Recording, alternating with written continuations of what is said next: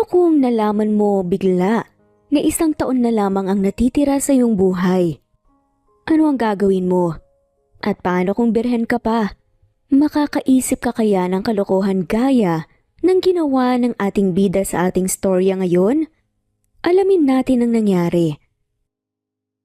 Wala na po bang pag-asa ang aming anak, Doc?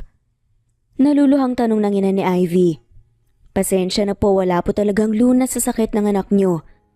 Ang kaya lang po namin gawin ay i-prevent ang sakit na kanyang nararanasan. Malungkot na sabi ng doktor. Doc, hanggang kailan na lang po ako mabubuhay? Nagulat naman ang inatama ni Ivy sa biglaang tanong niya sa doktor. Agad nilang sinabi sa kanilang anak na kailangan lang niyang lumaban at paniguradong gagaling din siya. Ngunit hindi ito pinansin ni Ivy at seryosong tinitigan ng mga mata ng doktor. 1 taon. Malumani na sabi ni Doc. Nagalit naman ang magulang ni Ivy sa doktor dahil sinabi sa kanya yun. Napangiti na lamang si Ivy na ikinatahimik ng kanyang mga magulang. 1 taon? Marami pa akong oras. Mabuti at binigyan niyo pa po ako ng 1 taon. Naiyak na ng tuluyan ang magulang ni Ivy at niyakap ito. Niyakap naman ito pabalik ni Ivy. Huwag niyo nang pagalitan ng doktor, ma, pa. Matanda na po ako. Hindi na po ako bata, huwag niyo na po sana akong babyhin pa. Natawa na lamang ang magulang ni Ivy at sinabing habang buhay siyang tatratuhing baby ng kanyang mga magulang. Nang nakita ng doktor ang pagmamahalan ng pamilya nila Ivy, ay nakaramdam ito ng lungkot. Hanggang sa niisip niya ang program na isinasagawa ng ospital ng kanyang kaibigan. Ipinaliwanag naman ito kaagad ng doktor kina Ivy at sa kanyang magulang. Meron po kasing isang ospital, ang ibang bansa, na nagpo-focus sa sakit mo. Wala pang magagawang lunas sa klase ng sakit mo, ngunit halos lahat ng gumaling na merong sakit katulad mo ay doon sa ospital na yon nanggaling. Malumani na pagpapaliwanag ng doktor. Ibang bansa? Doc, magkano po kayang kailangan naming ihanda? Malungkot na pagtatanong ng ama ni Ivy. Masyadong malaki po ang kailangan niyong ihanda, mister. Pero mayroon pong program na isinasagawa ang ospital ng aking kaibigan. Kumukuha po sila ng mga may sakit na ipapadala nila sa ibang bansa at sila na po ang bahala sa lahat ng gastusin. Seryosong sabi ng doktor. Ibinigay naman ng doktor ang isang flyer kung saan naghahanap ng mga aplikant sa ospital na yon ng mga ililista para sa programa nila. Natuwa naman ang magulang ni Ivy, lalong-lalo na si Ivy. Ipinaliwanag naman ng doktor na baka puno na ang kanilang listahan at merong tsansa na hindi makakuha si Ivy. Buo naman ang desisyon ni Ivy na subukang pagpunta sa ospital na yun. Ang magulang naman ni Ivy ay mas lalong pinangako sa kanilang sarili na magsisipag sa trabaho at maghahanap ng ibang mapagkikitaan para masustentuhan ang hospital bills ni Ivy. Ang ospital kasi, ang paglilipatan ni Ivy ay ang pinakamalaki at pinakasikat na ospital sa kanilang syudad. Pero kahit na mapapalaban sila sa gastusin, handa silang isakripisyo ang lahat para lamang maipagamot ang kanilang kaisa-isang anak na si Ivy. Habang ang pamilya ni Ivy ay naghahanda sa paglipat ni Ivy sa ospital na yon, si Finn naman ay kinakabahan sa unang pagpasok niya bilang isang nurse sa ospital ng kanyang ina na si Zara. You can do it, son. I'm sure of it. Samantala nakangiting sabi ng ina ni Finn na si Zara sa kanya habang nakasakay sila sa kotse papunta sa kanilang ospital. Thank you, ma. Magsisipag ako at mag-aaral ng mabuti sa loob ng ospital para kapag mamanahin ko ng ospital ay may alam na ako rito. Mabuti yan, anak. Aasahan ko yan. Natatawang sabi naman ni Zara. Alam ng lahat sa ospital na anak ng may-ari si Finn. Ngunit sabi mismo ng ina ni Finn na huwag bigyan ng espesyal na trato si Finn. Sa mga sumunod na araw ay talagang nahirapan si Finn May experience naman ito dahil sa training niya, ngunit kakaiba pa rin talaga kapag totoong nagtatrabaho na siya sa ospital. Sinunod naman ng mga nakakataas sa ospital ang utos ni Zara. Kaya ni minsan, hindi nabigyan ng espesyal na trato si Finn. Kahit na nahihirapan si Finn, mahal na mahal niya ang kanyang ginagawa sa loob ng ospital. Kaya mabilis na nawawala ang kanyang pagod. Ilang araw ang nakalipas ay bali-balita sa ospital na may bagong lipat na pasyente na kailangan ng special attention dahil sa kanyang sakit. Kinakabahan nga itong si Ivy sa hindi maintindihan na dahilan. Mas lalong kinakabahan ito nang nakitang malaki at pribadong ospital sa kanyang harapan. Hinaplos naman ng magulang ni Ivy ang kanyang likod at nginitian ng anak. "Huwag kang mag-alala, anak. Kung hindi ka man makapasok sa programa nila, gagawa naman kami ng paraan ng papa mo para makapunta sa ospital sa ibang bansa." Confident na sabi pa ng magulang ni Ivy. Napangiti naman ng malawak sa Ivy at niyakap ang kanyang magulang. Alam nito na kahit anong gawin nila ay hindi kakayanin na makaipon ng malaking halaga para sa pagpunta niya sa ibang bansa, pero thankful pa rin ito dahil hindi siya sinusukuan ng kanyang mga magulang. Ramdam na ramdam nito ang pagmamahal ng kanyang magulang, kaya naman nangako ito sa kanyang sarili na hindi ito magpapatalo sa kanyang sakit. Kung hindi man siya makakapunta sa ibang bansa, magpapalakas ito sa Pilipinas kasama ang kanyang magulang. Hindi niya susukuan ang kanyang buhay alang-alang sa kanyang mga magulang na ginagawa ang lahat. Na-curious naman si Finn kung bakit todo lagang mga doktor at nurse sa bagong lipat na pasyente. Ayun pala, ay may malubha itong sakit na wala pang lunas at meron na lang natitirang 1 taon sa kanyang buhay. Nagtaka naman si Finn kung bakit siyang piniling mag-handle sa kanya. Hindi naman nagrereklamo si Finn dahil trabaho niya ito.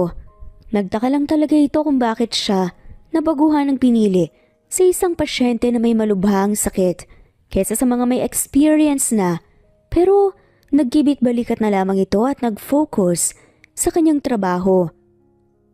"Kakaiba ang kapugian mo, nurse." "Ano po?" Sad ni Finn. "Po? Ano tingin mo sa akin, matanda?" Natawa pa nga si Ivy. "Sorry." Seryosong sagot naman ni Finn. "Ano ka ba? Okay lang. Nagjo-joke lang naman ako, no? Napakaseryoso mo naman. Tawagin mo na lang akong Ivy." "Ikaw, tatawagin na lang kitang Nurse Pogi. Anong pangalan mo?" "Finn." Seryosong sad naman ng lalaki. Napaiwas ng tingin si Finn at nagmadaling tapusin ang pag-check kay Ivy at pag-asikaso sa kanya. Nailang kasi ito sa pagiging direktang magsalita ni Ivy. Dahil sa papuri ni Ivy, hindi napigilan ni Finn mahiya dahil yun ang kauna-unahang may babaeng pinuri siya nang walang tinatagong mali siya. Yung puring totoo, kaya nakaramdam kaagad ng hiya itong si Finn. Naging malapit naman sina Ivy at Finn. Lagi silang nagkwekwentuhan at dahil sa kapilyuhan ni Ivy, ay laging nai-stress itong si Finn sa kanya. Pero sa huli ay nakangiti pa rin itong hinaharap si Ivy. Walang araw na hindi nagkukwentuhan sina Finn at Ivy. Kaya naman sa tuwing magde-day off itong si Finn, ay naboboard si Ivy at gumagawa ng kalokohan sa ospital. Lagi itong tumatakas para lumabas, kaya laging pinaghahanap, pero kung meron si Finn ay nahahanap kagad ito kung saan siya nagtatago. "Ikaw talaga, sakit ka ng ulo. Nabalitaan ko yung ginawa mo ulit tong day off ko, ha." "Hirap kayong kumilos kapag lahat na lang ng galaw ko ay bantay sarado at kontrolado." Pagrereklamo ni Ivy. "Alam mo naman ang kalagayan mo, hindi ba?" Nag-aalalang sagot naman ni Finn. Napanguso na lamang si Ivy at tumango kay Finn. Pinagsabihan ito ng pinagsabihan ni Finn hanggang sa nainis na itong si Ivy at pinagalitan si Finn dahil sa walang sawang pangangaral sa kanya. Natutuwa naman ang magulang ni Ivy sa dalawa. Minsan na lang kasi sila na makadalaw sa kanilang anak dahil dinagdagan nila ang trabahong kanilang ginagawa para bayaran ng bills ni Ivy sa ospital. Kaya naman nakakahinga sila ng maluwag nang makitang mababait at maalaga ang nurse sa bagong ospital. Naging ganun na lamang ang setup nila Ivy at Finn sa loob ng ospital. Minsan ay parang nagre-wrestling naman ang dalawa dahil hindi nagustuhan ni Ivy ang lasa ng bago niyang maintenance na gamot, kaya para mapainom ang babae kailangan niya gumawa ng iba't ibang paraan. Dumating naman ang araw na napatawag na siya ni Zara sa kanyang opisina. Unang araw pa lang kasi ni Ivy ay nag-request na itong makuusap ang may-ari ng ospital at sa wakas, natapos ang ilang linggo na pagbigyan na ito. Gusto mo daw akong kausapin? Mabait na tanong ni Zara nang nakapasok si Ivy sa kanyang opisina. Ma'am, gusto ko po sanang makasali sa program niyo. Tinignan ni Zara ang background ni Ivy. At naintindihan kung anong program ang kanyang sasalihan. Nakita rin nito na may 1 taon na lang siyang natitira sa kanyang buhay kaya naman nalungkot ito at hindi alam kung paano sasabihin na kumpleto na ang taong nakasali sa programa. Naka-budget kasi ang expenses na gagamitin sa mga charity na isinasagawa ni Zara kaya limitadong tao lamang ang kinukuha nila. Naku Iha, pasensya na. Mukhang hindi na kita maisasali. Puno na kasi ang slot eh. I'm very sorry. Nalulungkot na sabi ni Zara. Ganun po ba? Sige po, sa susunod na program na lang po ako. After ma-discharge or gumaling ng mga pasyenteng ipupunta namin sa ibang bansa, saka namin i-open uli ang program na to. Palungkot na sabi ni Zara. Gusto niyang isali si Ivy sa listahan dahil alam niya na baka merong pag-asang mabuhay siya roon. Ngunit tayo naman niyang magtanggal ng mga nailista dahil nabigyan na sila ng pag-asa. Hindi naman na nagawang magsalita pa ni Ivy dahil sa lungkot at tumalis na lamang sa opisina ni Zara. Malungkot na ibinalita ni Ivy ang pinag-usapan nila ni Zara sa kanyang magulang. Naiyak naman ang magulang ni Zara at niyakap ng mahigpit sa Ivy. Huwag kang mag-alala, may awa ang Diyos anak. Umiiyak na bulong ng ina ni Ivy at pagpapalakas ng loob nito. Napansin naman kagad ni Finn ang kalungkutan ni Ivy. Hindi na ito nagiging makulit at madaldal gaya ng dati. Hindi na ito positive. Hindi lang siyang nag-aalala kundi pati ang ibang nurses na napalapit na rin kay Ivy. Sinubukan namang pasiyahin ni Finn si Ivy. Na-touch nga itong si Ivy dahil sa effort ni Finn para mapangiti lamang ito. Habang naglalakad si Ivy, ay narinig niya ang mga usapan ng babaeng mga nurse na kinikilig na pinag-uusapan si Finn na anak ng may-ari ng ospital. Muling nabigyan ng pag-asa si Ivy, kaya naman kahit hingal na ito, ay tumakbo ito papasok sa ospital at hinanap si Finn.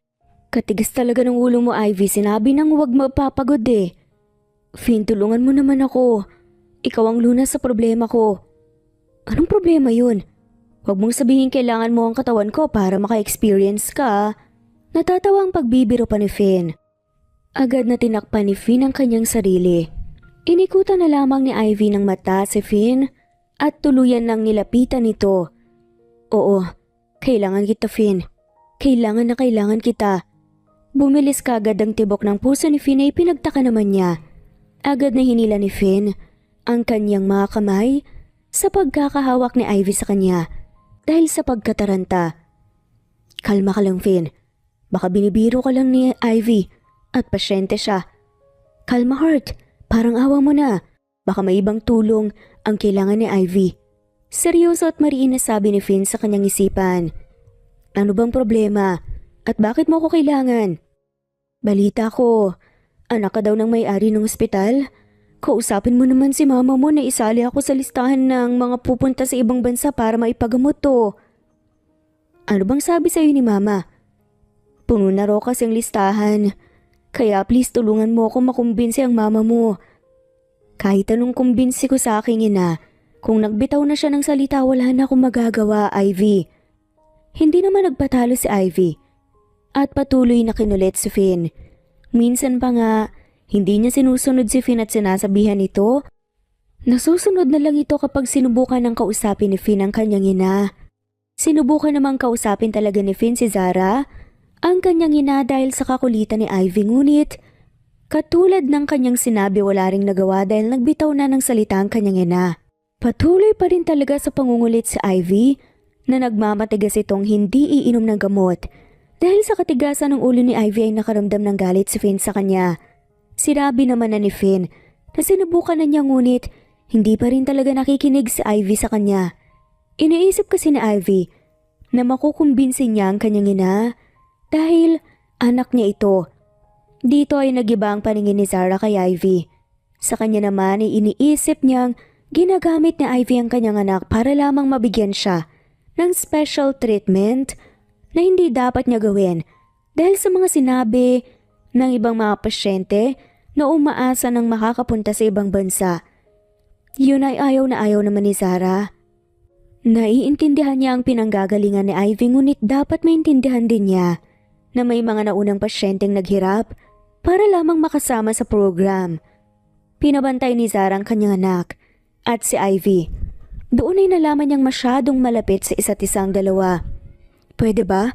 Huwag mo naman akong pahirapan. Pati na ang mga nurse, uminom ka na ng mga gamot mo. Iinom lang ako kapag kakausapin mo ang mama mo.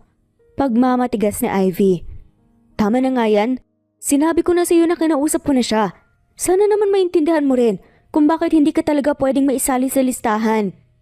Pero nanganganib ang buhay ko, desperada na ako. Hindi lang ikaw, Ivy. Mga pasyenteng asa listahan naghirap din sila para makapunta rito at maisali. Nagpapatakbo ng ospital ang nanay ko kaya limitado rin ang pera na pwede niyang magamit. At hindi lang sa kanya ang pera ng ospital kundi meron din siyang mga doktor at nurses na dapat sahuran. Hindi lang yun, may mga investors din ng ospital. Stop being so selfish. Naintindihan kong pinanggagalingan mo pero hindi naman pwedeng alisin ang isang pasyente na umaasa din sa pagpapagamot abroad. Hindi naman na nagawang magsalita pa ni Ivy. Alam niya ang sinasabi ni Finn at pilit niyang binabaon na yun sa likuran ng kanyang isipan ngunit masisisi ba siya ni Finn kung ganun na lang katindi ang gusto niyang mabuhay. Tuloy-tuloy na umagos ang mga luha ni Ivy sa kanyang mga mata. Gusto ko lang naman mabuhay eh. Buong buhay ko nasa ospital lang ako. Gusto ko ring mamuhay ng normal. Napabuntong hininga si Finn. Nakaramdam ng lungkot. Kusang kumilos ang kanyang mga paa at nayakap si Ivy hanggang sa kumalma ito. Dahil pinapabantay ni Zara ang kanyang anak at si Ivy. Nakita ito sa labas ng room ni Ivy na sila ay magkayakap na balitaan kaagad ni Zara. Agad na pinalipat ni Zara ang kanyang anak sa ibang pasyente. Nagulat at syempre nalungkot ang dalawa dahil sila ay magkakahiwalay na. Pero kahit na ganoon, laging dumadalaw pa rin si Finn kay Ivy. Hindi ka na naka-assign sa akin pero bakit ka pa rin nagpupunta rito? Tanong ni Ivy.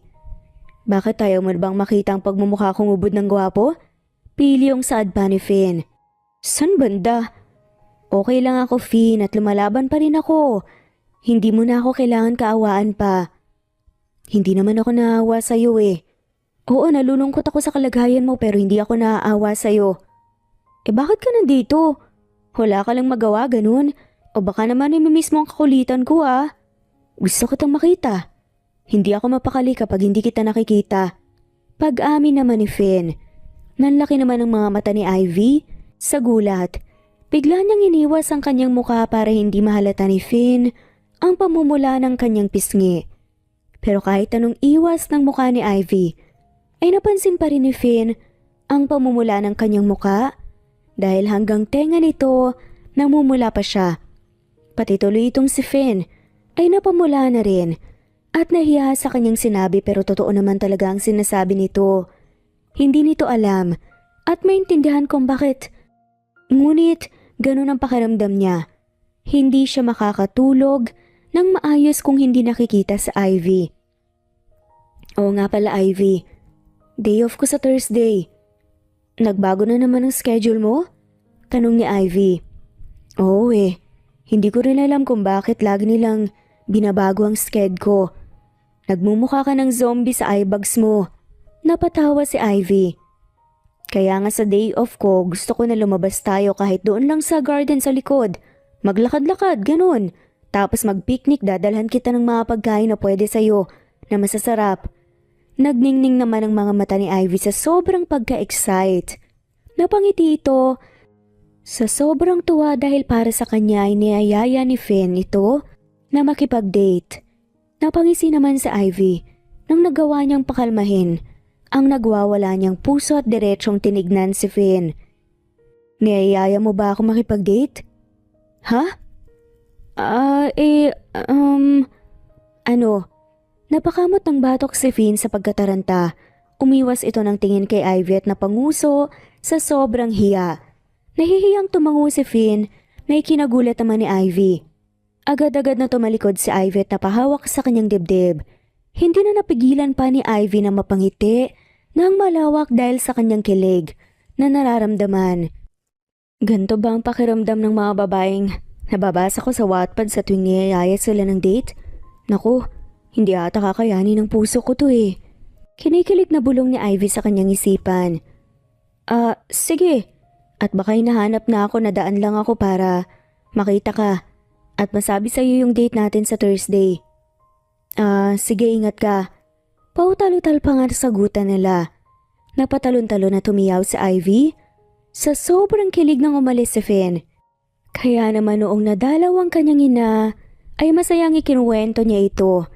Natuwa naman ang magulang ni Ivy para sa kanila ni Finn. Nakilala na rin kasi nila si Finn, kaya alam niyang nasa mabuting kamay ang kanilang anak. Kinabukasan ay dumaan naman ang mama ni Ivy sa ospital. Nagtaka nga itong si Ivy dahil alam niyang may trabaho ang kanyang ina. Napadaan kayo ma, saad ni Ivy. Gusto ko lang sanang ibigay ito sa'yo. Suotin mo na sa Thursday. Kinikilig na sabi ng mama ni Ivy. Nako si mama, nagabala ka pa ah. First date mo to kaya dapat handang-handa ka.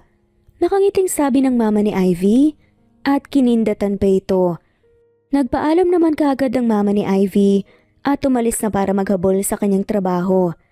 Masayang tinitigan ni Ivy ang kanyang damit na ibinigay sa kanya ng kanyang ina at napayakap dito.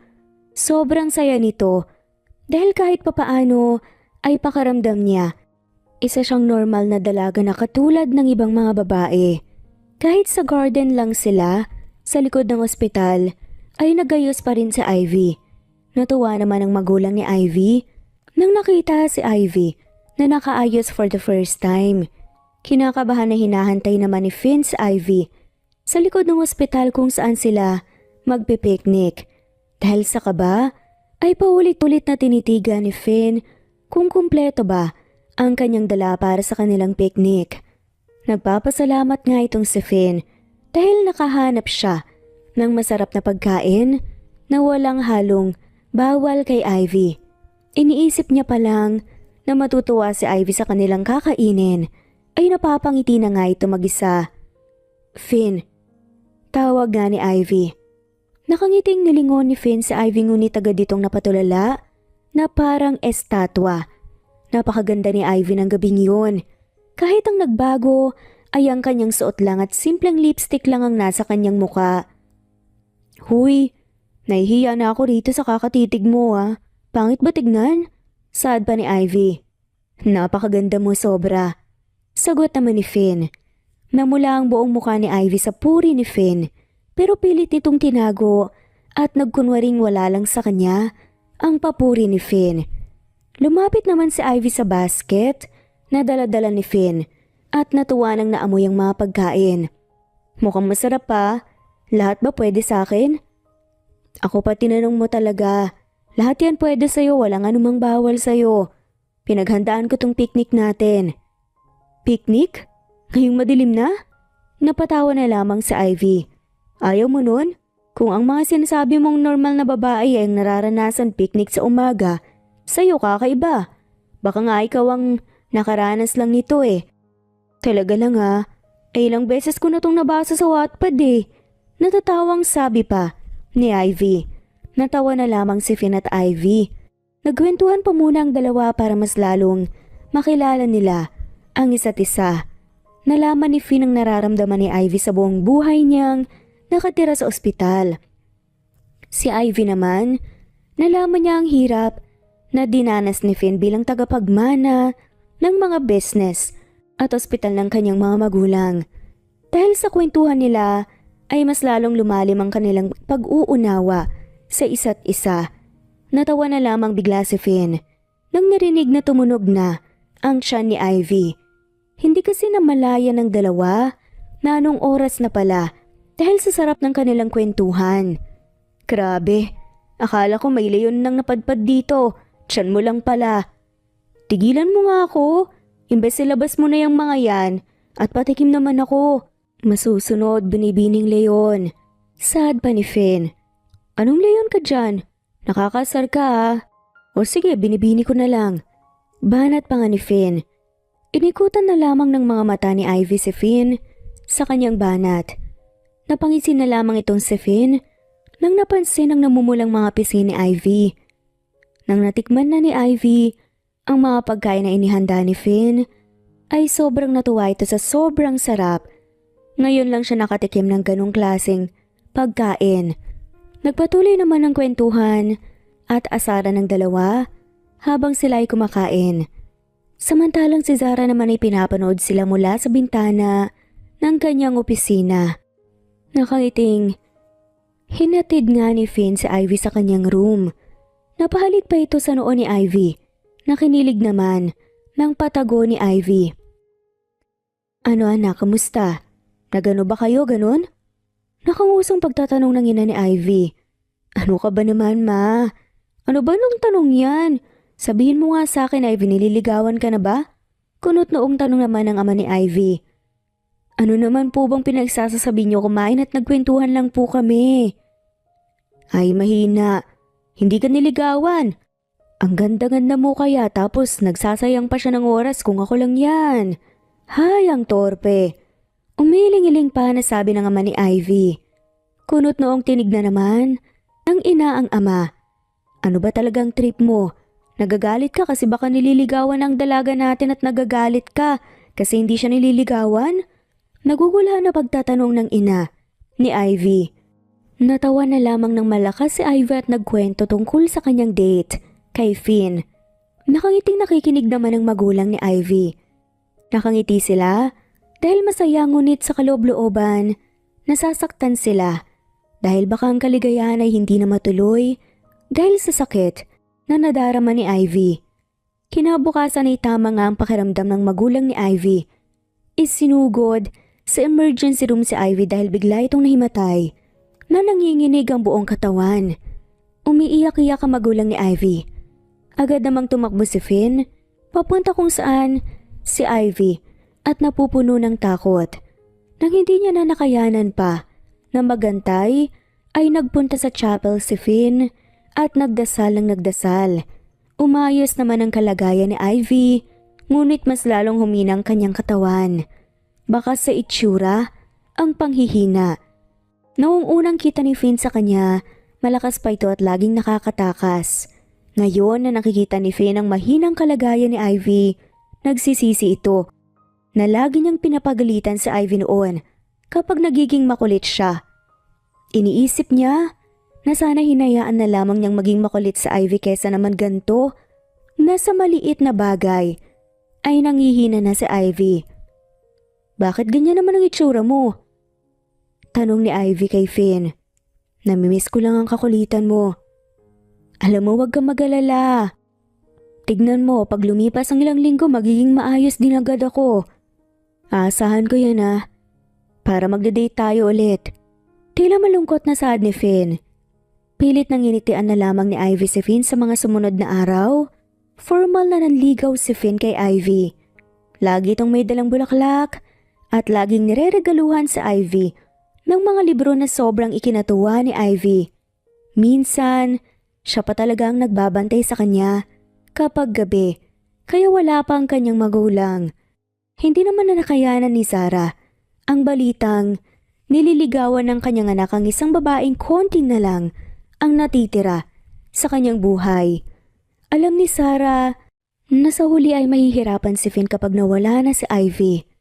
Malawak na napangiti si Ivy nang nagbukas ang pinto ng kanyang kwarto ngunit agad na nawala nang makita si Zara, ang ina ni Finn. May problema po ba? Kung si Finn po ang hinahanap niyo, wala pa po siya eh. Tumawag kanina. Sabi sa akin malilate daw. Hindi siyang pakay ko rito kundi ikaw. Seryoso at masungit ang sabi ng ina ni Finn. Nakasali po ba ako sa listahan? May pag-asa na po ba ako? Maawa ka naman sa anak ko. Kapag nawala ka, isipin mo kung gaano masasaktan si Finn. Malungkot na sabi ni Sarah. Nagulat naman si Ivy sa biglaang pagsabi ni Sarah ng bagay na yun. Wala naman pong namamagitan sa amin eh. Malapit lang po talaga kami. Alam ko ang lahat. Ang panliligaw niya. Ang date niya sa garden sa likod. Sa tingin mo ba hindi ko mababalitaan yun? Ang laging pagpunta dito ng anak ko at hindi na umuuwi dahil dito na tumitira. Inis na pagtatanong ni Sarah. Pero magdadahilan pa sana si Ivy. Kaya lang, please, kung importante talaga sa'yo si Finn ay palayuin mo siya sa'yo. Isipin mong lagay mo at lagay niya kapag nawala ka. Malungkot na sabi ni Sarah. Hindi na nakapagsalita pa si Ivy dahil sa sakit na kanyang nararamdaman. Masayang dumating si Finn sa room ni Ivy. May mga dala itong mga prutas na kanyang binili matapos ang kanyang duty bago ito nagpunta sa room ni Ivy. Tignan mo tong mga napamili ko. Buti ay may napagbilhan pa ako mga fresh pa. Sad ni Finn. Pwede ba tayong mag-usap? Seryosong tanong ni Ivy. Anong problema? At parang ang lungkot mo. Finn, mas maganda pa atang itigil mo na to at huwag ka na munang magpunta rito. Diretsahang saad ni Ivy. Ha? Bakit, may nagawa ba ako? Wala, pero ayokong masanay ka sa akin. Mas magandang masanay ka na wala ako habang maaga pa. Nagulat naman si Finn sa sinabi ni Ivy. Hindi naman ganun magsalita si Ivy tungkol sa kanyang sakit. Dahil kahit ilang buwan na lang ang naiwan sa kanyang buhay, hindi pa rin mawawala ng pag-asa itong si Ivy na mabuhay, pero sa mga oras na yun ay parang sinasabi ni Ivy kay Finn na mawawala siya. Bakit mo naman sinasabi ang ganyang bagay? Na parang mawawala ka. May sakit ka lang, Ivy, at gagaling ka din. Huwag na tayong maglokohan pa rito, Finn. Alam naman nating pareho kung saan hahantong ang buhay ko, di ba? Ivy naman. Finn, umalis ka na lang at huwag ka nang magpakita sa akin. Kunot noong tinignan ni Finn si Ivy at sinabing hindi siya aalis sa kanyang tabi. Kahit anong pagtataboy, hindi maintindihan kung bakit biglang nagbago ang pananaw ni Ivy sa kanyang sakit. Ngunit hindi ito ang nagpatigil kay Finn para ligawan si Ivy. Sa mga sumunod na araw ay laging sinusungitan ni Ivy si Finn at laging tinataboy sa tuwing pupunta siya sa kanyang room. Lahat din ng mga ibinibigay ni Finn, hindi niya pinapansin at binabalik sa kanya. Kahit pagkain, ay hindi tinatanggap ni Ivy kung galing ito kay Finn. Isang gabi, ay tulalang tinitigan ni Ivy ang kalawakan sa labas ng kanyang bintana habang nakaupo sa kanyang hospital bed. Napalingon ito kay Finn na mahimbing na natutulog habang nakayuko sa kanyang pinaghihigaan. Ayoko lang naman saktan ka. Kesa magmahal ka ng tulad kong mawawala ng buhay, gusto ko magmahal ka ng babaeng makakasama mo hanggang pagtanda. Kaya bakit mo ko pinapahirapan ng ganito? Hindi na napigilan pa ni Ivy na maiyak. Nakatakip ang dalawa niyang kamay sa kanyang muka habang ito ay umiiyak. Narinig naman itong lahat ni Finn pero nagpanggap pa rin itong nakatulog. Hindi nito alam kung ano ba ang kanyang sasabihin kay Ivy. Kasamang kumakain ng pang-umagahan ni Finn ang kanyang ina na si Zara. Kung noong una nagtaka pa ito sa pagbabago ni Ivy sa kanya ngayon, ay alam niya na kung bakit. So, kamusta na ang babaeng nililigawan mo? Seryosong tanong ni Zara. Paano mo nalaman na nangyari ang ganun? Pinababantayan mo ba ako sa mga tao sa ospital? No, of course not. Ang dami lang kumakalat tungkol sa panliligaw mo at narinig ko lang. Pagdedepensa ni Zara. Hindi man kumpirmado ni Finn ay malakas na ang kanyang kutob na ang kanyang ina ang dahilan kung bakit siya tinataboy ni Ivy. Nakaramdam naman si Finn ng galit. Iniisip pa lang niya ang mga salitang sinabi ng kanyang ina kay Ivy. Kumukulo na talaga ang kanyang dugo. Now I know kung bakit siya nagkaganon sa akin. It's because of you. Ano na naman ba ang sinisisi mo sa akin, anak?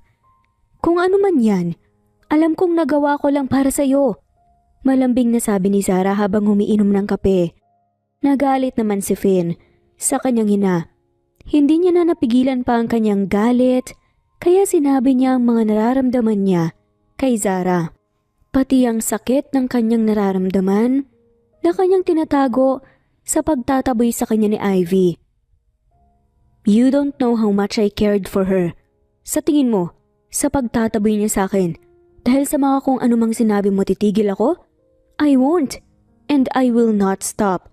Para sa akin malalabanan niya ang sakit niya, pero kung hindi man, ay bawat minuto gusto ko siyang makasama. Please, huwag ka nang mangialam sa buhay ko, please.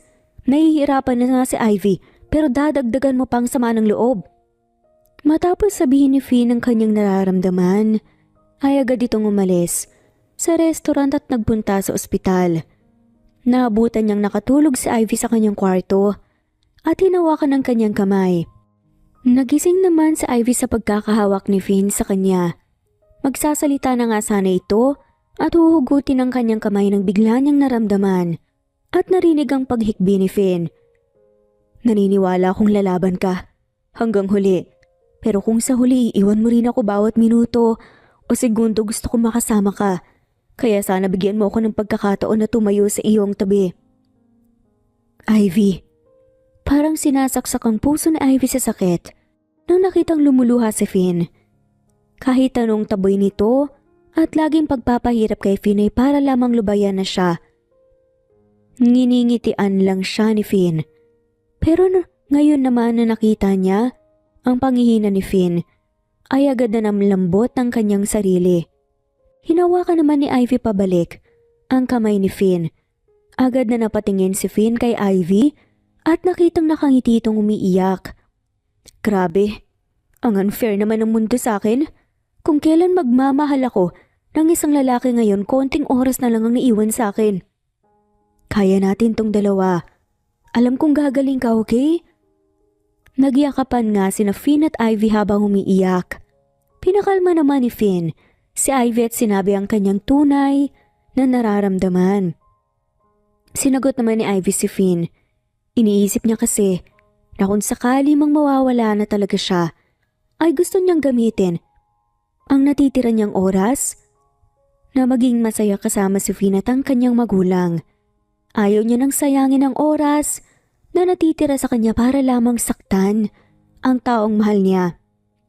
Nahirapan man si Finn na magkaroon ng karelasyon na nasa loob ng ospital, ngunit araw-araw ay naging masaya ito dahil makakasama niya si Ivy. Naging kaklose na rin ni Finn ang magulang ni Ivy na kahit andoon sila ay masaya silang magkakasama. Lumipas ang isang buwan na magkarelasyon ay mas lalong naging mahina ang katawan ni Ivy. Sobra rin ang kanyang pinayat at halos buto-buto na lang ito. Pero kahit na ganoon, hindi pa rin nawawala ng pag-asa sina Ivy at Finn, lalo na ang mga magulang ni Ivy. San ba tayo pupunta, mama? At papa, at may patakip pa kayo ng mga mata. Basta wait lang. Sabi rin ng doktor na maganda daw na maglakad-lakad ka ng konti paminsan-minsan. Nakangiting sabi ng ina ni Ivy. Si Finn po, asan? Kahapon pa ako hindi kinukontak baka hindi na naman po yun kumain. Huwag ka mag-alala. Pinuntahan ko si Finn kagabi bago ako magpunta sa'yo. Nagbigay ako ng pagkain niya at pinagalitan ko na rin. Seryosong sabi naman ng ama ni Ivy. Napangiti naman si Ivy. Dinagdagan kasi ang oras ng trabaho ni Finn at laging si Finn ang inaasahan ng trabaho, lalo na sa mga mabibigat. Tinanggap na lang ito ni Finn at hindi na sila nagreklamo ni Ivy dahil alam nilang pareho kung sino ang may pakananon. Walang iba kundi ang ina ni Zara. Ang pinag-aalala lang ni Ivy ay ang doble-dobleng pagod na nararanasan ng kanyang nobyo na hindi na maharap kahit kumain. Nang nakarating na sina Ivy kung saan siya pinunta ng kanyang magulang, ay inalis na ang kanyang blindfold. Napaawang naman ang bibig ni Ivy at nagniningning ang mga matang inikot ang kanyang mga mata sa mga decorations sa lugar. Punong-puno ng mga dekorasyon, ang paligid, sa mga panood lamang niya ito nakikita dati. Sa rooftop sila ngayon ng ospital. Maya't maya biglang nagpakita si Finn na may hawak ng mga balloons na may nakasulat na Happy Mansary. Happy Mansary girlfriend ko. Pang high school man to pero gusto kong iparana sa iyo ang mga bagay na ganito. Grabe ka Finn, ang ganda ng ginawa mo. Wala na lang nagawa si Ivy kundi maluha sa sobrang saya. Agad namang inalalaya ni Finn si Ivy. Paupo at naglabas ito ng cake na may kandila at muling nakasulat na Happy Mansary. Happy Mansary. More months to come sa atin. Natawa na nga lamang ang dalawa. Ang cheesy daw kasi nila sa isa't isa. Parang mga teenagers. Nag-wish naman sina Finn at Ivy bago i-blow ang candle. Nagpalakpak naman sa tuwa si Ivy habang patuloy na naluluha. Inayos naman kaagad ni Finn ang mga pagkain na kanyang inihanda at itinabi muna ang cake. Sa mga simpleng pagsasama nila Finn at Ivy ng ganito ay grabe na lang sayang na ibibigay sa kanilang dalawa. Walang katapusan na kwentuhan at tawanan ang bumalot sa lugar. Nang dumilim na at lumamig, ay naisipan na rin ni Finn na ibalik si Ivy sa kanyang kwarto dahil baka manghina pa ito. Masayang buhat-buhat ni Finn si Ivy habang naglalakad pabalik sa kwarto ni Ivy, habang si Ivy naman nakangiting nakapikit ang kanyang mga mata habang nakapalibot ang kanyang mga kamay sa leg ni Finn. Dahan-dahan na inihiga ni Finn si Ivy at hinalikan sa kanyang noo. Matulog ka na at magpahinga paggising mo. Nakabalik na ako. Mag-iingat ka at huwag mo na naman pababayaan ang sarili mo ha. Kumain ka kapag may oras ka. Pero kailangan mong kumain kahit wala, okay? Para may lakas ka. Yes ma'am. Sumaludo pa nga si Finn. Natawa na lamang si Ivy at nagpaalam kay Finn. Nang nakaalis si Finn ay agad na tinawag ni Ivy ang kanyang mga magulang. Kanina pa kasi ito may iniindang sakit. Sa totoo lang, ay matagal na itong may sakit na iniinda sa kanyang katawan ngunit nagmakaawa ito sa lahat na huwag ipaalam kay Finn. Mapa, nakaalis na po ba siya? Oo anak, nakasalubong namin sa hallway, umalis na. Baka pumunta na sa kabilang building para sa trabaho niya. Nag-aalalang sabi ng ina ni Ivy.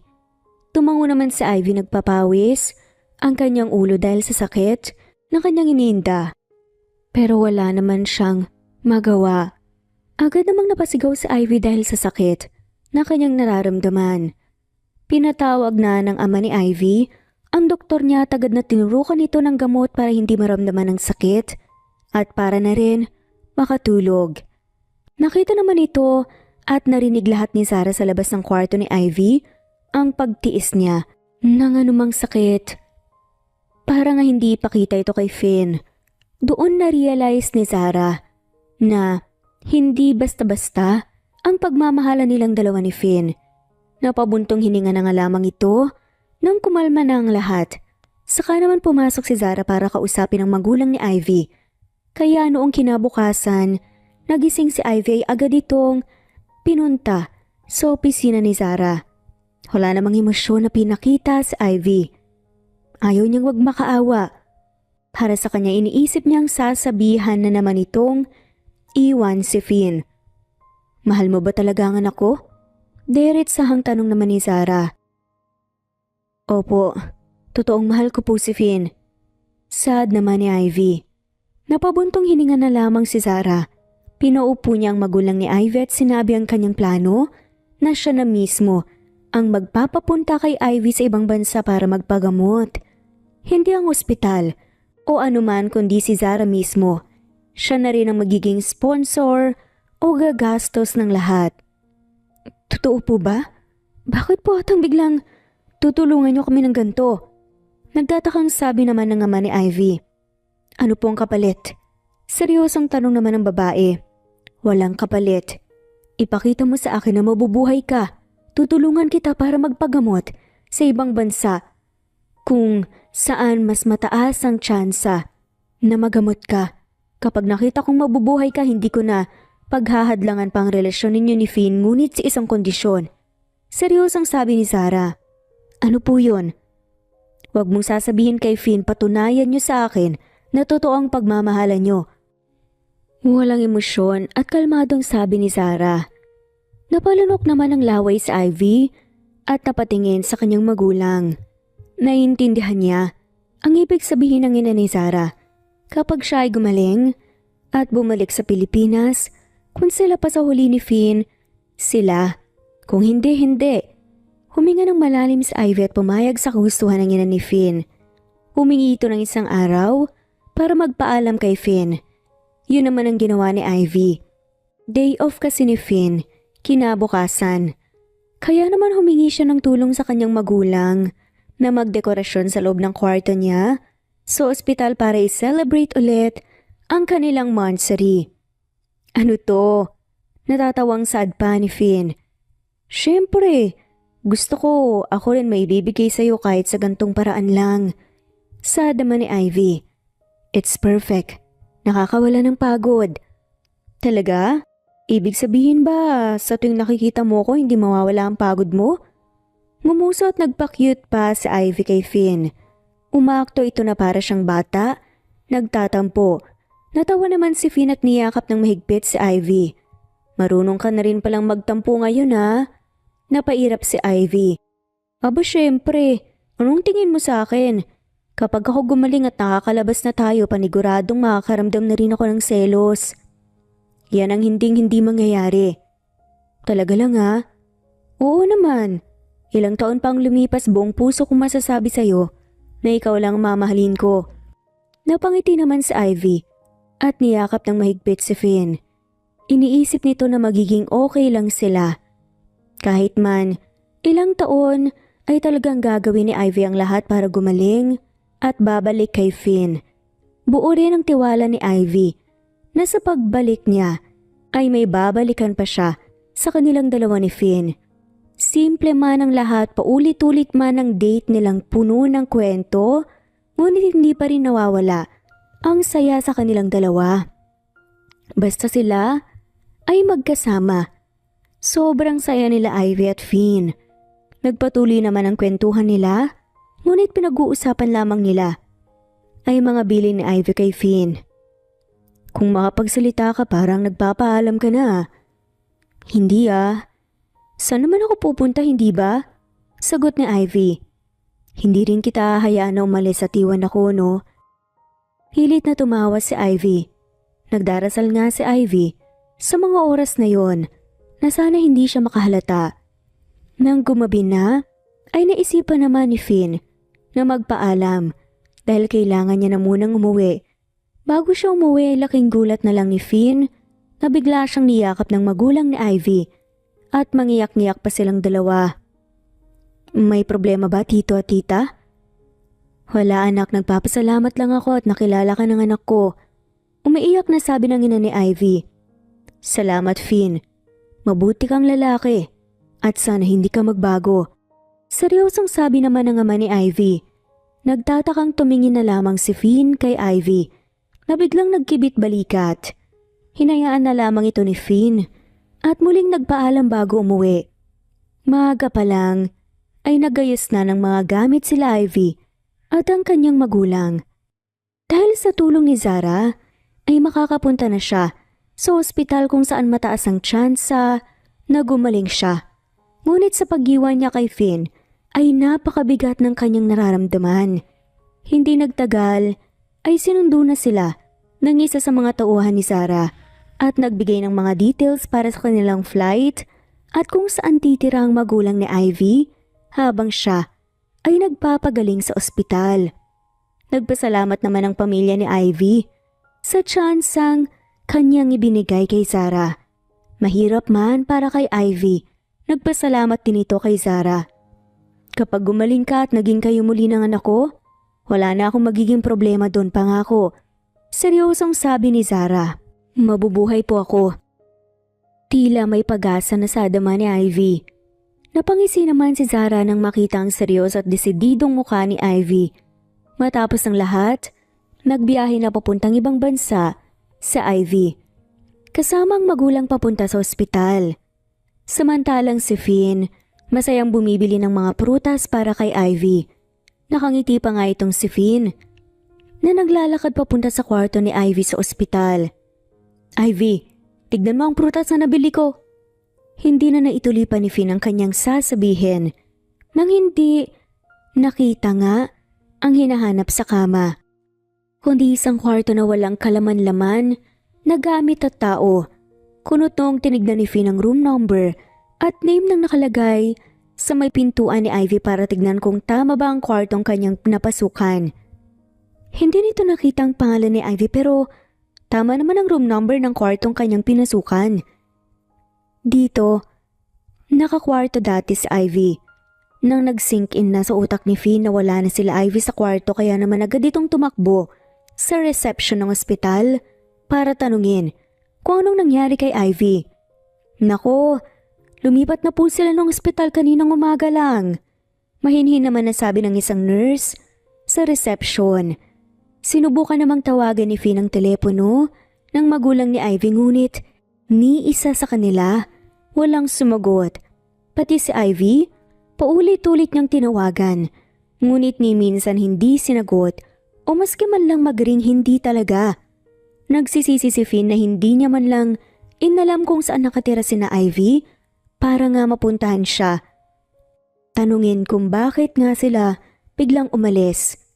Naalala naman ni Finn ang kakaibang mga bili ni Ivy sa kanya na parang nagpapaalam na ito at ang yakap nito na sobrang higpit. Nagpapaalam ka na pala sa akin. Bakit ka umalis, Ivy? Bakit ka umalis nang walang pasabi? Hindi na napigilan pa ni Finn ang kanyang sarili at umiyak na lang ito sa sobrang sakit ng kanyang nararamdaman. Hindi man tumigil sa paghahanap si Finn kay Ivy sa iba't ibang ospital, pati ng mga kabatch niya sa kolehiyo ay pinagtatatanong niya kung merong na-admit sa ospital ng kanilang pinagtatrabahuan. Ang pangalan ay Ivy. Pero lahat ng sagot nila, wala. Walang nagawa si Finn kundi ibuhos ang sarili sa trabaho dahil pakaramdam nito ay mababaliw na nga siya sa galit.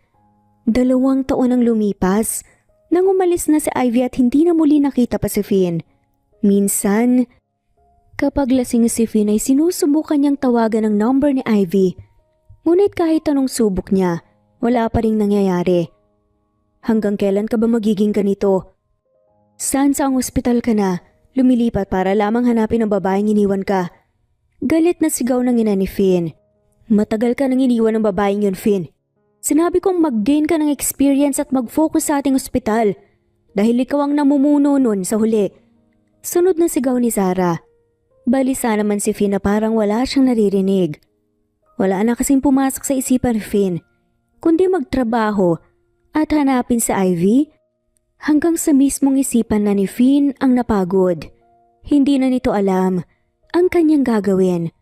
Noong una ay nabalot siya ng galit kay Ivy dahil sa pag-iwan sa kanya at sinubukang maghanap ng ibang babae ngunit sa huli ay si Ivy pa rin ang hinahanap ng kanyang puso. It's been 2 years nang umalis sila. Enough of this nonsense. Galit na sigaw ni Zara at napabuntong hininga sa sobrang inis. Napakunot naman ang noo si Finn. Naalala niya nung una na tinatanong niya ang kanyang ina ay sinabi nitong hindi man lamang niya alam na nakalis na sila pero ngayon sa mga lumabas sa bibig ng kanyang ina ay parang sigurado ito kung kailan sila umalis. Paano mo nasabing umalis sila, ma? Malay mo, lumipat lang ng ospital. Bakit mo sinasabing iniwan niya ako? Malay mo naisip lang niyang pakawalan ako para hindi ako mahirapan. Lagi niya kasing sinasabi yun, May. Nahihirapan daw ako dahil sa kanya. Pero sa totoo lang hindi. Sabihin mo sa akin, ma. Paano ka nakakasigurado na umalis sila? Alam mo ba kung saan sila nagpunta? Gulat na gulat si Zara nang makita ang pagkadesperado ni Finn. Na-realize niya na hindi nga lang talaga basta-basta ang pagmamahala nila. Napaisip ito kung sasabihin ba niya ang totoo sa kanyang anak. At dahil hindi makapagsalita si Zara, sa pag-iisip, ito ang naging confirmation na may alam ang ina ni Finn kung saan si Ivy. Nagmakaawa si Finn kaagad sa kanyang ina para makaalam lang ng impormasyon tungkol kay Ivy. Sinabi nito na gagawin niyang lahat. Malaman niya lang kung saan nagpunta si Ivy. Hindi ko alam. Basta ang alam ko lang nagpagamot sila sa ibang bansa. Nauutal na sabi ng ina ni Zara. Hindi na kailangan tanungin pa ni Finn kung saan sa ibang bansa dahil alam na niya ito. Narealize niya sa mga reaksyon na pinapakita ng kanyang ina na si Zara mismo ang nagpaalis kina Ivy papunta sa States, sa ospital kung saan binabalak ni Ivy na magpagamot gamit ang program na inorganize ng kanyang ina sa ospital nila. Hindi na nagsayang pa ng oras si Finn at nag-book ito ng flight at pumunta sa ospital na alam niyang pinuntahan nila Ivy. Hintayin mo ko, Ivy. Pupuntahan kita at hahanapin. Akala ni Finn magiging madali ang kanyang paghahanap kay Ivy kapag ito ay nagpunta sa ospital. Ngunit hindi niya nahanap si Ivy.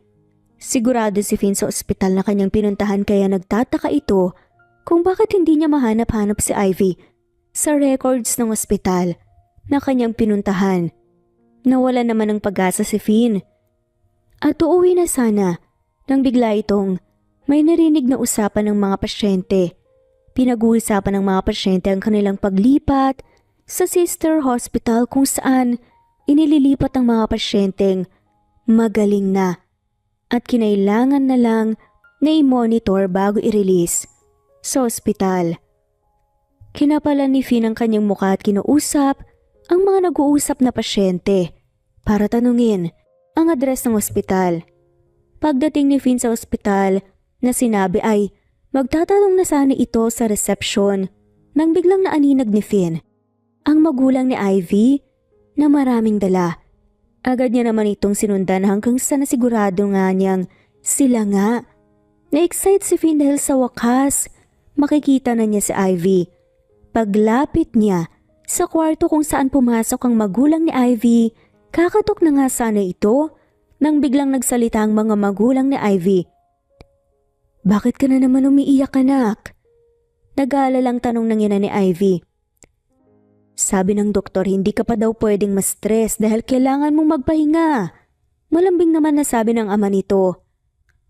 Naalala ko na naman po kasi si Finny. Kamusta na kaya siya, ma? Iniisip niya pa kaya ako? Ako pa ba ang nasa puso niya? Hinihintay niya kaya ako? Yan ang paulit-ulit na mga tanong na gumugulo sa isipan ko.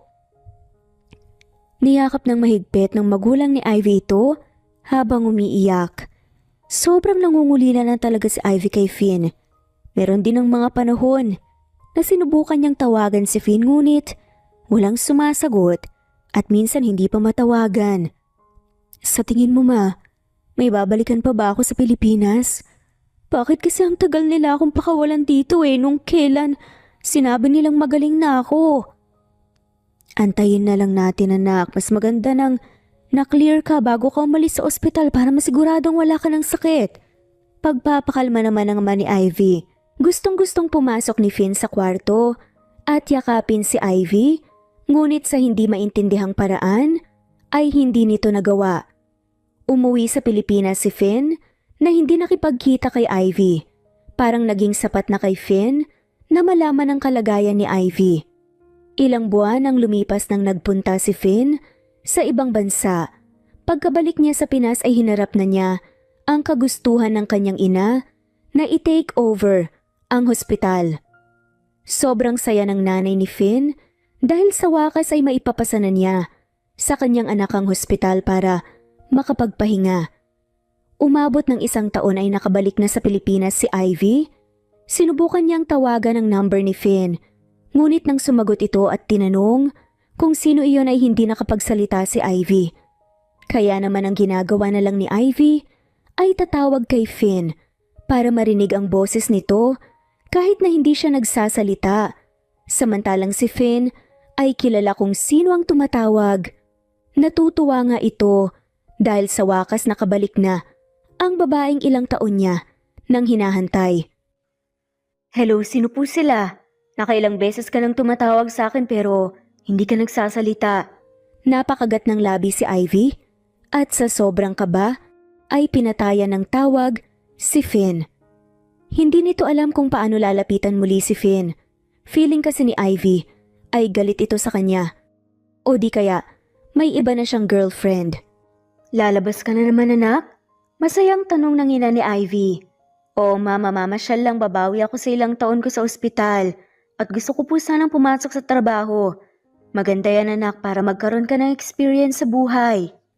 Proud na sabi ng ama ni Ivy. Yun naman ang ginagawa talaga ni Ivy.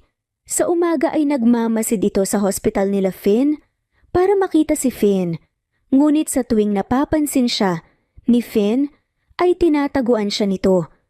Sa hapon naman ay naghahanap ng trabaho si Ivy. Lumipas ang ilang araw ay nakapasok ito bilang server sa isang coffee shop. Natuwa nga si Ivy dahil dalawa lang silang nagtatrabaho doon at ang kanilang manager. Naging kaibigan na rin ni Ivy ang kanyang katrabaho. Dahil hindi mahanap ni Ivy si Finn, sa hospital ay hindi na ito muli bumalik doon at nag-focus sa kanyang trabaho.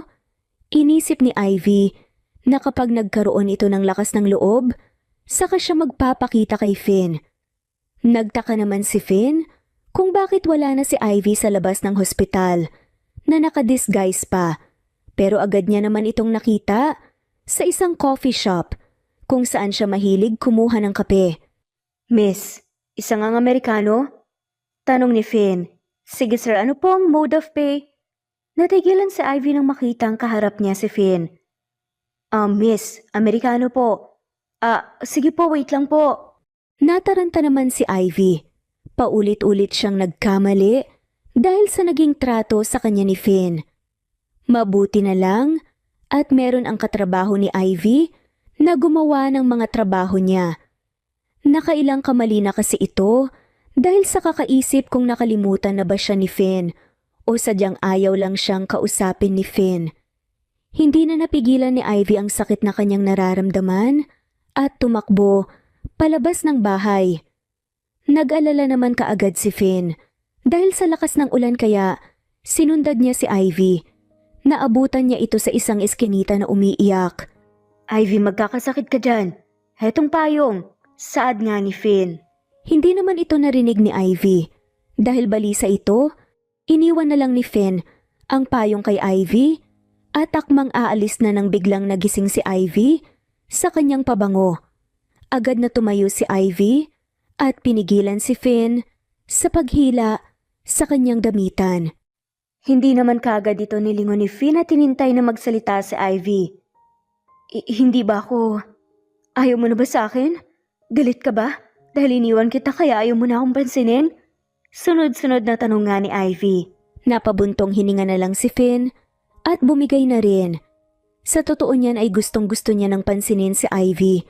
Ngunit hindi nagkusa si Ivy na lumapit sa kanya at nagmamasid lang sa kanya at tumatawag, hindi pa nagsasalita. Nilingon ni Finn si Ivy at niyakap, nagulat naman si Ivy. Paano? Ikaw na nga itong nang iwan, gusto mo pa ikaw pang suyuin? Tatawag ka, hindi ka magsasalita, pupunta ka sa ospital pero nagmamasid ka lang. Kahit papaano gusto rin na lambingin mo ko. Ilang taon din ako nabaliw, kakantay sa'yo Saad naman ni Finn.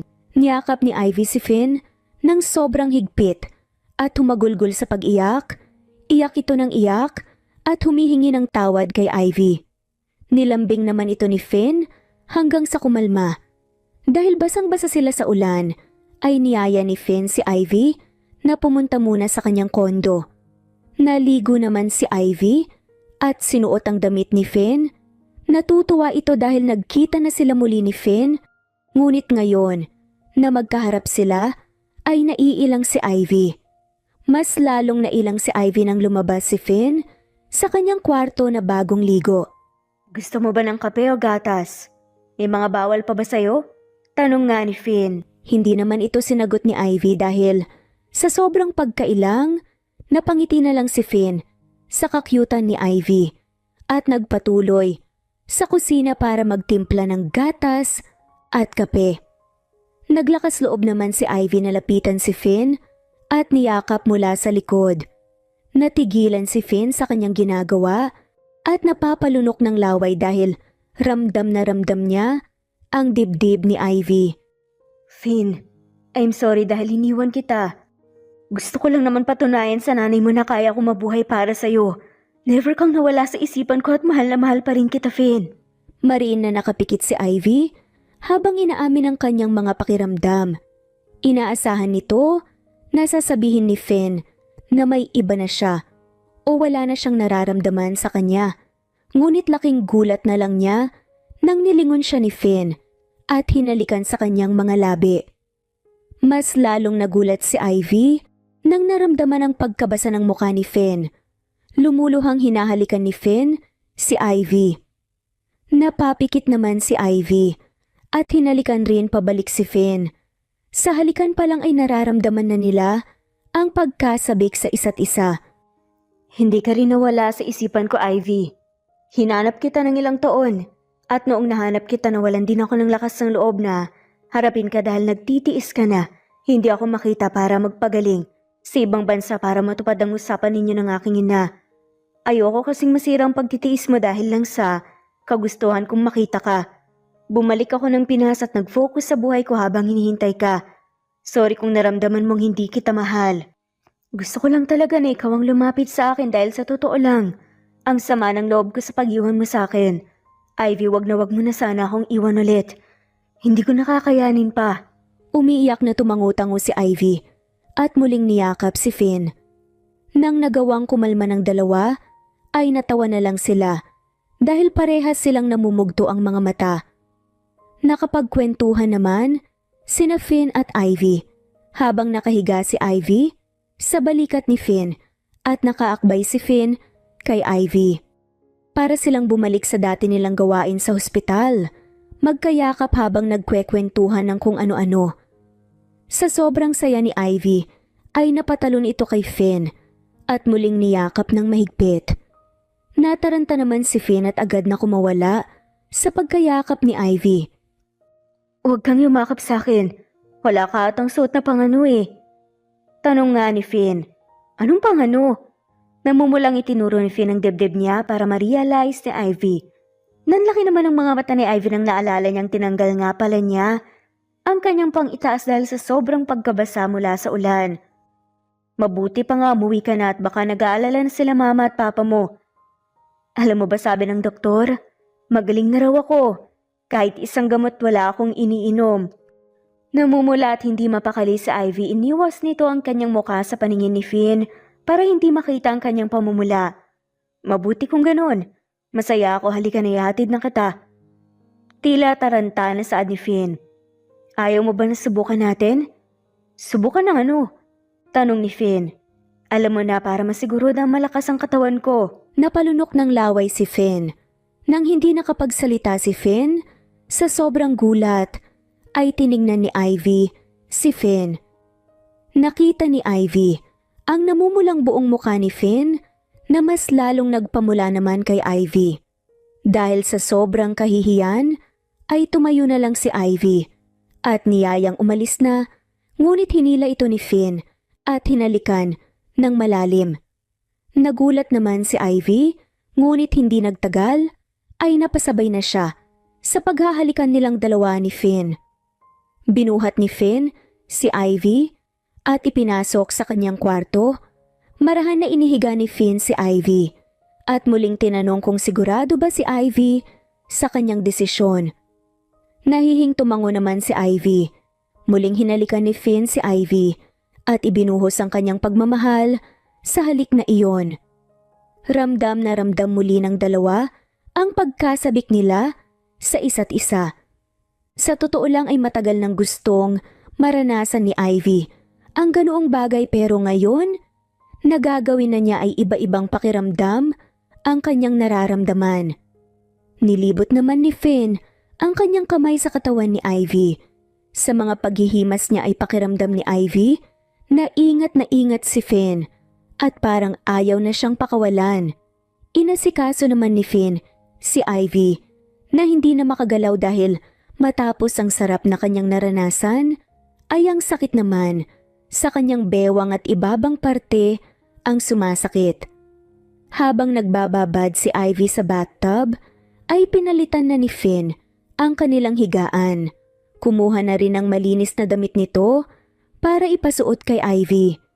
Agad na nakatulog naman si Ivy nang nailipat na siya sa kama ni Finn. Kaya nang natapos si Finn, sa pagligo ay mahimbing nang nakatulog si Ivy. Napangiti naman ito at sumiksik sa tabi ni Ivy at hinalikan sa noo. Sobra-sobrang namiss kita. Namuntik pa akong mabaliw. Kahit anong mangyari, hindi na kita pakakawalan pa. Hindi naman pumasok sa trabaho kinabukasan si Finn at sinamahan si Ivy sa kanyang pag-uwi. Nakahinga naman ng maluwag ang magulang ni Ivy nang siya ay nakita at nagtanong kung saan ba siya nanggaling at hindi sinasagot ang mga tawag nila. Nahihiyang pinapasok ni Ivy si Finn. Nagulat naman ang magulang ni Ivy at inakala ni Finn na pagagalitan siya ng mga ito.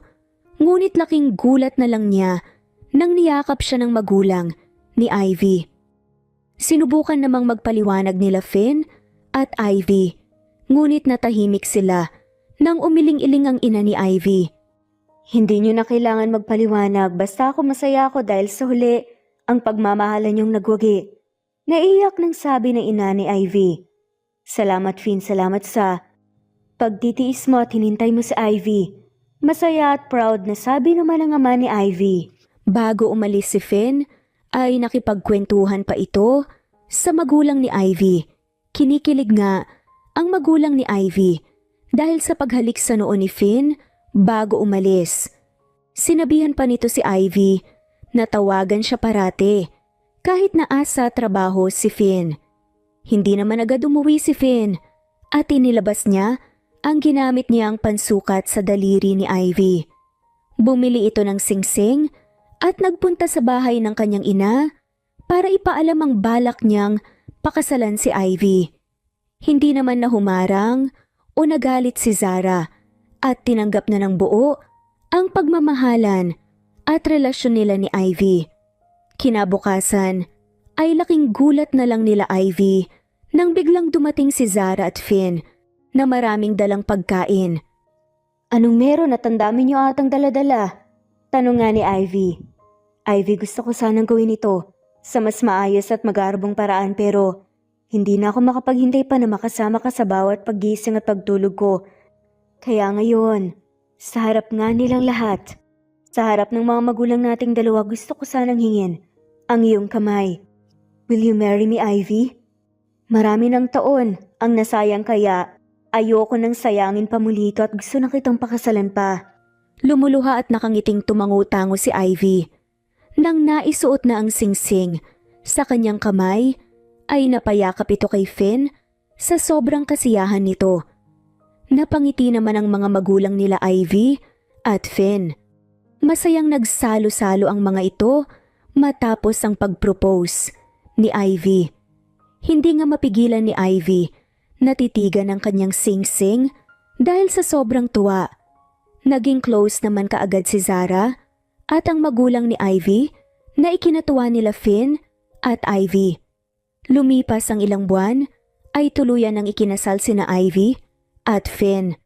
Noong una ay sa kondo muna sila ni Finn, nakatira hanggang nakahanap si Ivy ng gusto niyang bahay na kanilang titirhan. Agad namang binili iyon ni Finn at inasikaso naman ni Ivy ang mga furnitures at iba pang gamit pang bahay. Siya na rin ang nag-design ng buong bahay. Simula noong ikinasal sina Finn at Ivy, ay hindi na pinatrabaho ni Finn si Ivy. Gusto niyang gawin ni Ivy ang lahat ng kanyang gustong gawin noong nasa hospital pa siya. Sobrang natuwa nga si Ivy, kaya naman lahat ng asa listahan niya ay isa-isa niyang ginagawa. Minsan kasama niya si Finn o ang magulang niya sa paggawa sa kanyang mga dating pinapangarap na gawin. Naging mas close naman si Ivy at ang katrabaho niya sa coffee shop Lagi silang nag-uusap hanggang sa naging tunay silang magkaibigan na hindi mo na mapaglayo sa isa't isa. Marami pang magagandang nangyari sa buhay ni Ivy kasama si Finn. Nagkaroon sila ng 5 anak at lahat ay kamukha ni Finn. Dati inakala ni Ivy na hindi siya aabot sa araw na magiging ina siya at asawa, ngunit ngayon ay naiiyak na lang ito dahil nabigyan siya ng pangalawang pagkakataon para mabuhay. Naging one big happy family nga sila. Pinatunayan nila Finn at Ivy na wagas nga ang pagmamahala nila sa isa't isa. At kahit na merong mabigat na dagok ang dumating sa kanilang buhay, nalampasan nila ito at kahit na anong pagsubok pa ang darating, malalampasan nila dahil sa kanilang pagmamahalan. Lalong-lalo na para sa kanilang mga cute na anak. At dito na nga po nagtatapos ang kwentong pagmamahala nila Finn at Ivy. Maraming salamat po sa lahat at shout out po sa mga sumusunod. Aruma Tyra, Maria Luisa San Jose, Epifania Deo Cares, Cleo Waling, Jocelyn Tansing, Serenia Lucero, Presbyteros Rose, Elizabeth Setnena, Dens, Noel Amacero, Miras Channel, Leticia Kaabay, Alicia Zoniega, Jose Bobby Bellarmino, Naitan Canada, Elvi Candontol, Presbyteros Rose, Ostonalito, Leticia Fenavares, Liliano Bebe, Imelda Forteza, Carmencita Falcon, Flordet, Romana Gorospe, Irene Gomia, Lucia Baldo, Grace Belen, Eileen Laganya, Anita Hernando, Tita Domoos, Zenaida Porter, Annie Hoson, Nizer Sams, Lisa, Rosemary Vasquez, Kuya Atok, Salima Sultan, Forever, Nelani Juan, Merlilin, Melds, Jesusa, Gracia, Flor Cabrera, Teresita de los Santos, Marilu, Pasita, Roboto, Marilyn San Jose, Kinshano, Ebas, Delilah Onglao, Yamas Sakul, Felicidad Cariano, Miriam, Josie Guadalupe, Annalie Flor, Maricel Salandanan, Avelina Bores, Geraldine De Jesus, Presbyteros Rose, Pescavilla, Delilah, Raquel Magno, Agustina Aniceto, Vilma Lucban, Aldrin Cortez, Elida, Rhoda, Ann Mariano, Edralina, Evangeline Zamora, at shoutout na rin po sa lahat ng mga walang sawang sumusubaybay. Maraming salamat po. Muli ito ang Cat Amazing Stories PH. Thanks for listening and God bless everyone.